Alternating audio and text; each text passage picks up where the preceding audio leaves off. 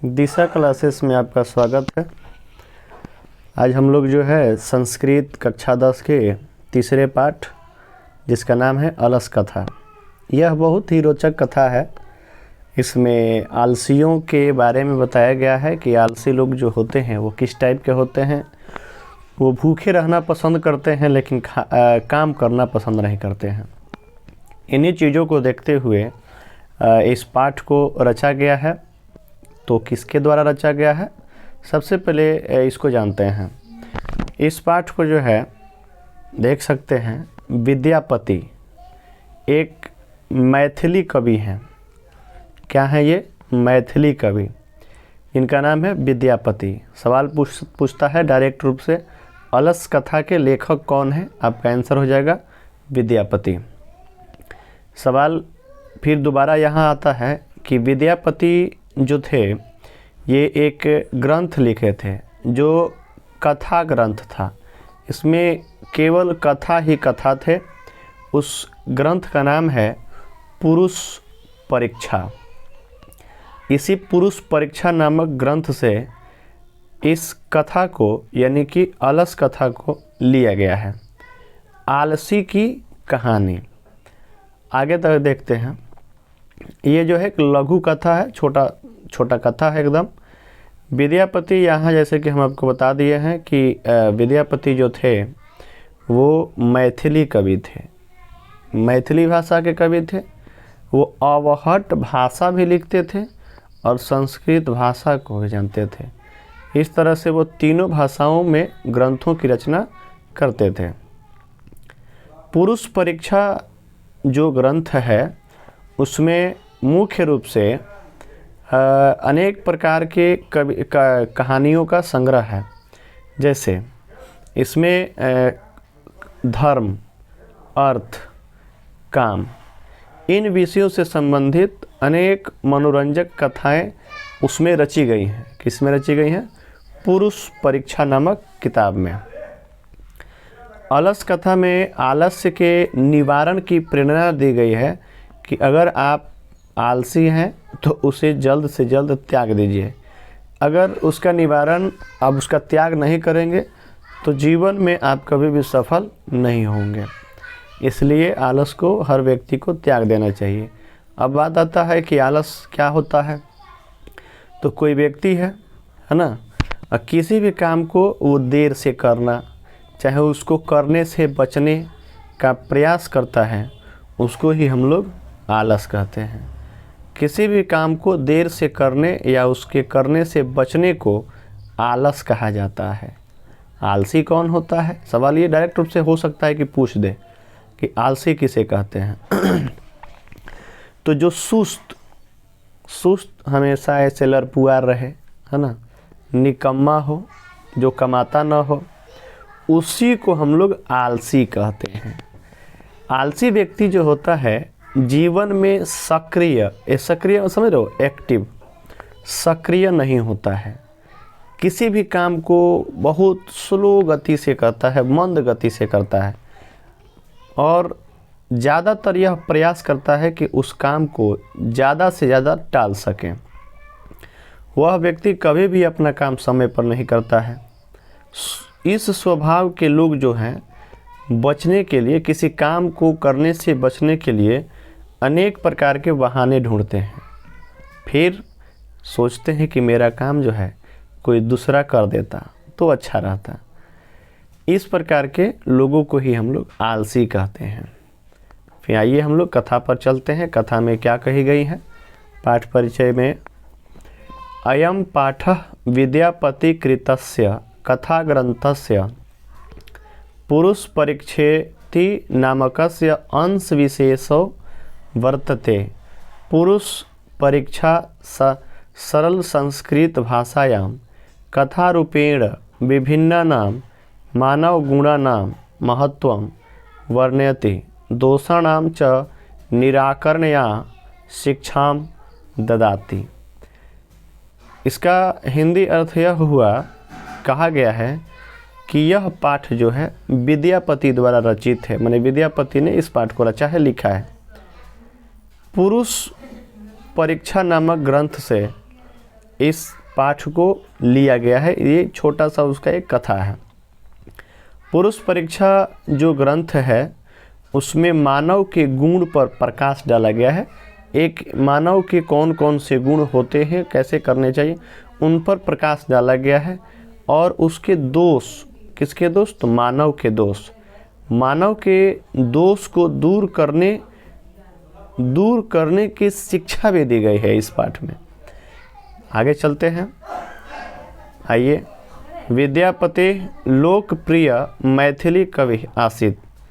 विद्यापति जो है लोकप्रिय हैं। क्या है? लोकप्रिय है मैथिली कवि के रूप में।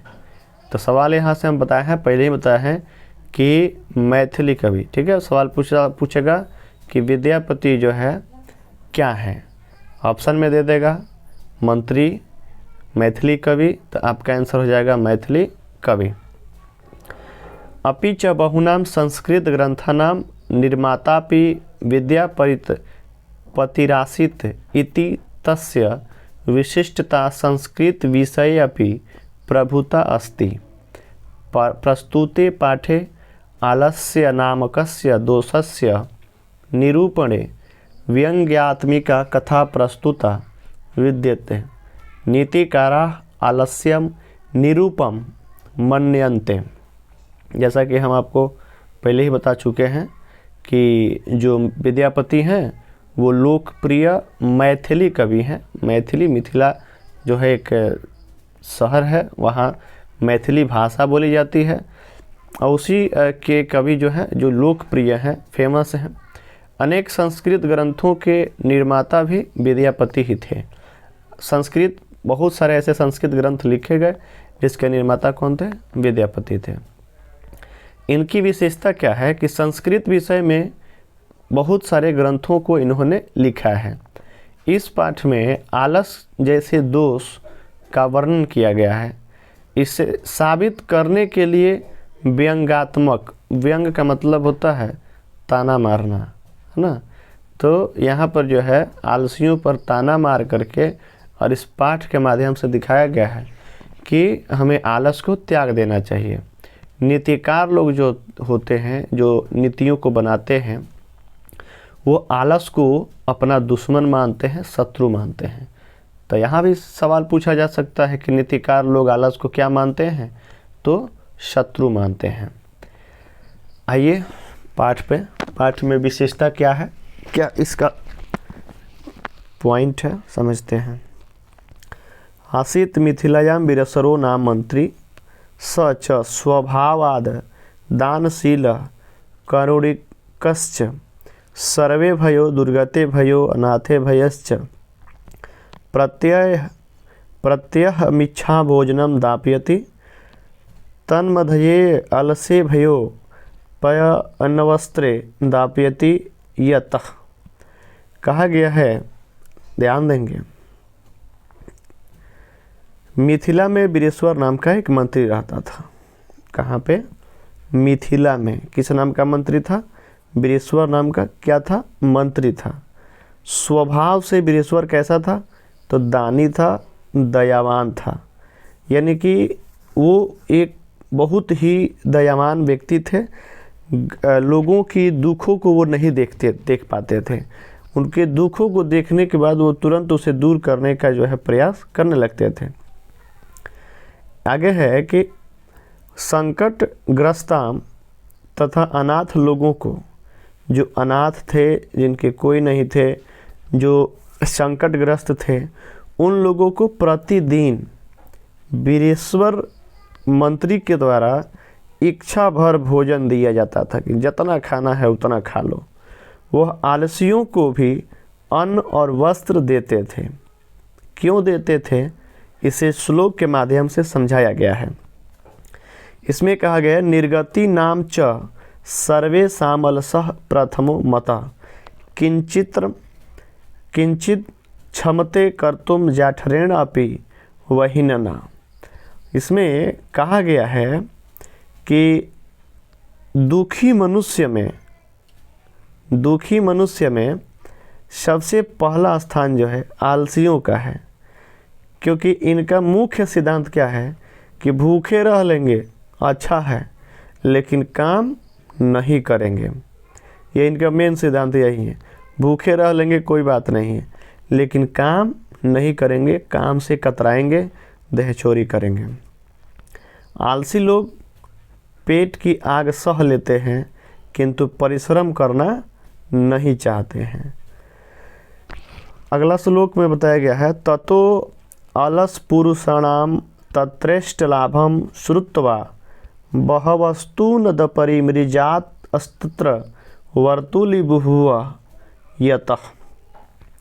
इसमें भी समझिए, इसके बाद आलसी व्यक्ति को वहाँ खूब धन लाभ सुनकर बहुत से तोंद बड़े लोग जमा हो गए।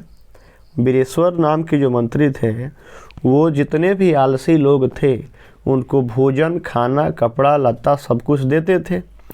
अब इस बात को ये बात जब फैला, उस शहर में फैला, तो ऐसे भी व्यक्ति जो आलसी नहीं थे वो भी आलस का बहाना करके और वहाँ आकर के रहने लगे, और वीरेश्वर उन लोगों को भी भोजन कपड़े और बिस्तर रहने का व्यवस्था सब कुछ वहीं पर करने लगे।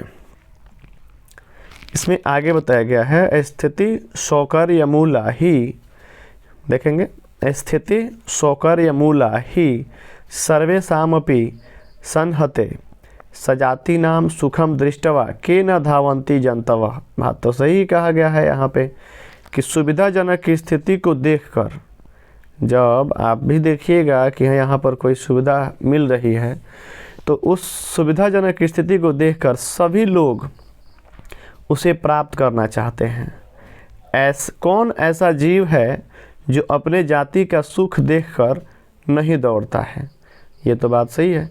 जो भी लोग होते हैं वो एक दूसरे की सुखों को देखकर वो वहाँ तक पहुँचना चाहते हैं कि मैं भी वहाँ काश होता, अर्थात सभी कोई अपनी जाति का सुख देखकर आकृष्ट होता है, उसका हिंदी अर्थ हो गया।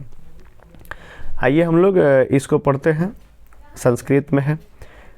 पश्चादलसानां सुखम दृष्टवा धूर्ता अपि कृत्रिम मालस्यम दर्शयित्वा भोज्यम गृहन्ति। कहा गया है कि सुख की दृष्टि को देख करके, सुख को देख करके बाद में पश्चादलसम आलसियों के बाद बहुत सारे धूर्त लोग वहाँ आने लगे और बनावटी आलस दिखा करके भोजन ग्रहण करने लगे। ध्यान देंगे, तदंतर अलस शालायाम बहुद्रव्यम दृष्टवा। अब देखिए इतना ज़्यादा फेमस हो गया ये बात कि बहुत सारे अच्छे लोग भी आलस का बहाना करके और वहाँ आ करके रहने लगे।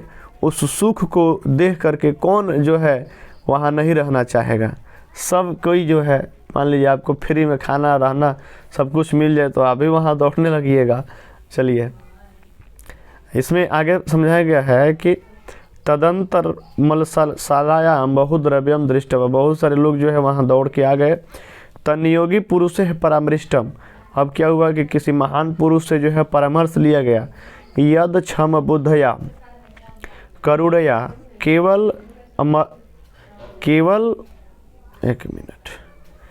केवल मलसे भय स्वामी वस्तुनि दापयति कपटेन अलसाम अपि गृहन्ति इस ईत्सयमाकम प्रमादः।